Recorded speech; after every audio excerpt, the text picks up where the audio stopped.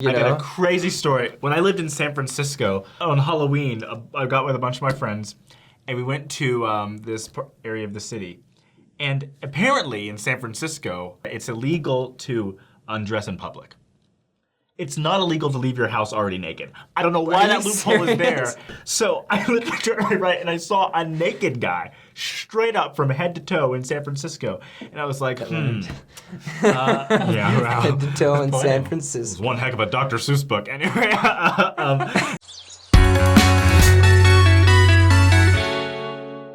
So a couple years ago, I wanted to study animation, so I took a lot of drawing classes. One of them included a figure drawing class. If you don't know, figure drawing is being in a studio with a model and getting gesture drawings, which are just a few seconds, or then like 20-minute drawings. There's a lot of differences. I go to BYU, which is a Mormon school, so the models wore bikinis if they're girls, or guys wore tan-colored Speedos. And honestly, at first it was pretty uncomfortable because my whole life I was like learned, like you shouldn't really like look at porn or soft porn, and here's these girls in bikinis and I'm supposed to stare at them for like 20 minutes, and it kind of made me uncomfortable at first. And so I went to my teacher, my animation teacher, and he's been in the film industry for a long time, helped with like Prince of Egypt, Spirit, just like all these big movies. And we asked him, we're like, you've been drawing. And that's the thing with figure drawing, you have to always be doing it. If you stop, you get worse. So it's like a sport. And so he's an art teacher, but he still has to do figure drawing. He still has to work with models.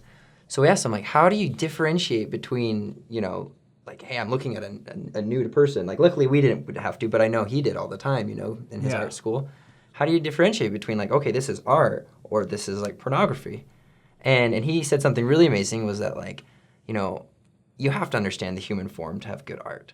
It's necessary. And there's a point where, like, in your brain where you're just like, I'm not doing this because I want to look at a nude person. I'm doing this because I want to create beautiful art. I want to help people. I want to grow. I want to become a better artist. And so he says you look at the model and they stop becoming, this may sound weird, they stop becoming a person and stop becoming an object that you're drawing. Yeah. And I'm like, oh, you're objectifying people now? You're objectifying women? And he's like, that's not what I mean. But it's like, looking at this elephant, if you want to draw it right, you're going to have to stare at it for hours.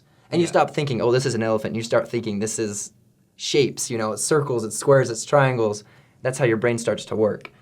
And I was like, okay, that makes sense. But then he said, but one time I went into a place and I sat down because there wasn't a lot of room, so I had to sit in a place that wasn't really the best angle. And I look up, and this nude person is in a very awkward position. and he sat down and he just said, he's like, I'm a married man. She's a naked woman. I should not be looking at her this way. He just stood up and left.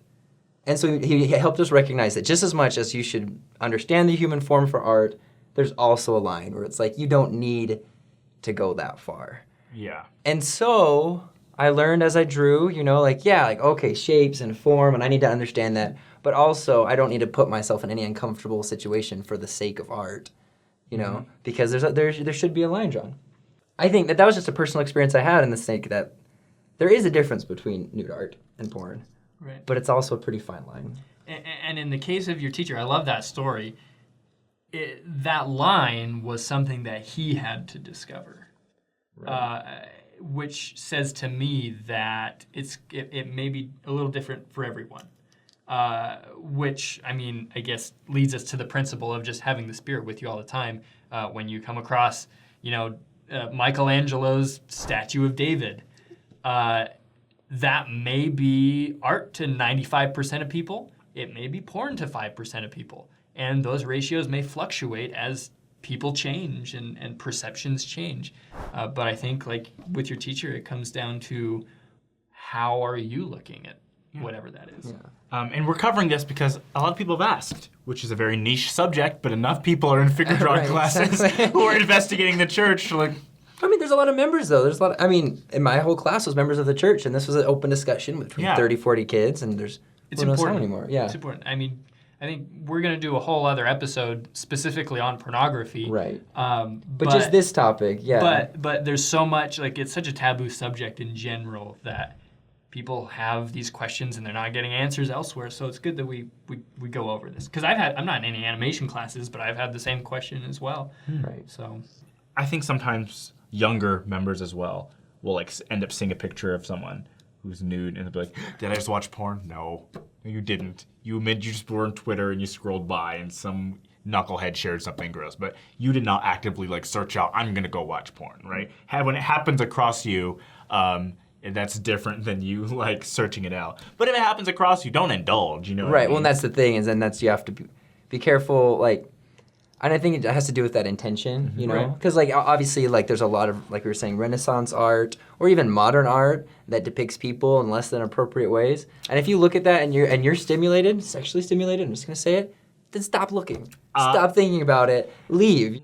Well, I remember watching Roots in 8th grade, and we had to sign a waiver because there's a scene where lady doesn't have a shirt on, but it's not because we want to show a lady who doesn't have a shirt on. It's because no one had a shirt on. Yeah. and I was fine watching it, but I didn't care. And my teacher, he was like, I'm pretty sure you're mature enough, and I was. Yeah. There were some guys though, if you were to show it, they'd be like, yeah, and so he didn't show those kids. And and it was like, I don't know. I think it has a lot to do with maturity. Yeah. It has a lot to do with education, because if you're not educated, you're gonna see those things. Oh yeah. And well, I think it also comes down to culture, right? Right. So in Europe, they have, nudity is not as taboo as it is in America, right? In certain countries in Europe, if there's a naked person on TV, they don't even like block it out, or have like little like blocks to block it out. They just show it, right? In museums, nude art is much more common there than it is here. So it also has to do with culture. And if we're not saying, if you're in France or something and you see all this nude art and you're like, I live in a giant porn magazine. We're not saying that's your life. That's not how it is. But I think having these standards and with knowledge of the culture that you live in, you know what I mean? That is important. You do live in the culture you live in. We don't live of the world, we live in the world. But, we can't expect ourselves to completely, especially in the world we live in, where this kind of media is always out there. There's a lot more naked people in every movie. You can't expect yourself to completely shy away from it because that just won't happen. you wouldn't be able to leave the house. Yes. But what you can do is you can have the spirit with you to differentiate from what is actual art, what is just smut, and you can live a life of chastity. And what makes me think, I went like serving in Mexico. Maybe it was the same for you. Specifically there was this calendar that everybody had in their house.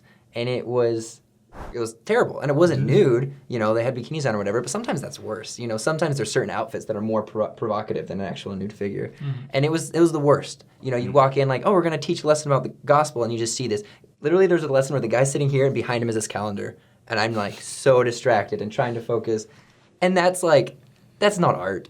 That's a pornographic calendar, and you just got to ignore it. And so you can't justify it. But doctors see naked people all the time, and that's okay. Yeah. That's fine. Yeah, you want your doctor to be like, all right, I can do the surgery. Like, no, doc, please, look, So it's like, obviously there's times where it's okay because we're humans and we have bodies, that's fine.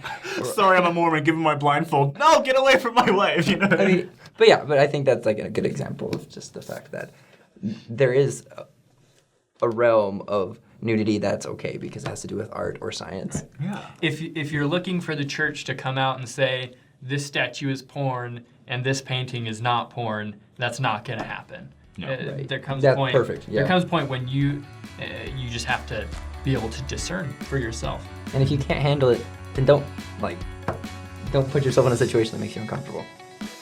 This is a very niche episode, but it's okay. So you can like and subscribe. We're on Instagram, Twitter, and Facebook. Click that notification bell to be notified when our videos come up. Yes. The end. I love it. Yeah, that was-